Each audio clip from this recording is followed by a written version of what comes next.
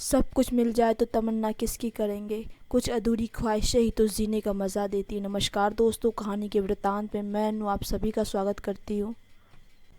आज की कहानी है बदल गई राजू, कश्मीरी लोक कथा। एक गांव में रहती थी राजू बुढ़िया। वह घर में अकेली थी, पति की मृत्यु हो गई थी और बाल बच्चे भी ना थे। राजू के आंगन में सेब और अखरोट के बहुत से पेड़ थे। राजू दिन भर भगवान शिव की पूजा करती थी।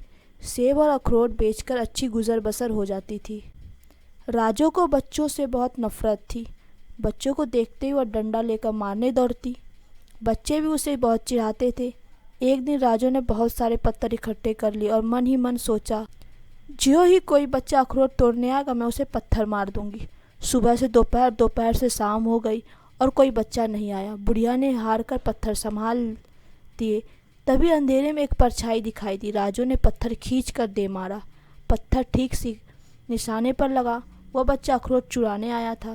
माथे से बहते लहू को पोंछकर वह वापस चला गया। राजू को बहुत खुशी हुई कि चलो एक दुश्मन तो कम हुआ।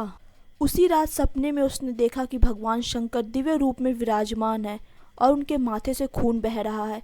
माता पार्वती खून बहने का कारण पूछती है तो वह कहते हैं कि मेरी एक भक्ति ने बच्चे को चोट पहुंचाई, वही दर्द मुझे हो रहा है। वह मूर्ख यह नहीं जानती कि बच्चों में ही ईश्वर का निवास होता है, वे ही भगवान के रूप हैं। यह सपना देखती राजू की आंखें खुल गई। उसे बहुत पश्चाताप हुआ। मारे दुख के वह बीमार पड़ गई। अगली सुबह गली के बच्चों ने देखा, गालियों की आवाज़ भी नहीं आ रही थी। वे सब राजू को बहुत प्यार करते थे। एक बच्चा डरते डरते भीतर गया। बुढ़िया बुखार में तप रही थी।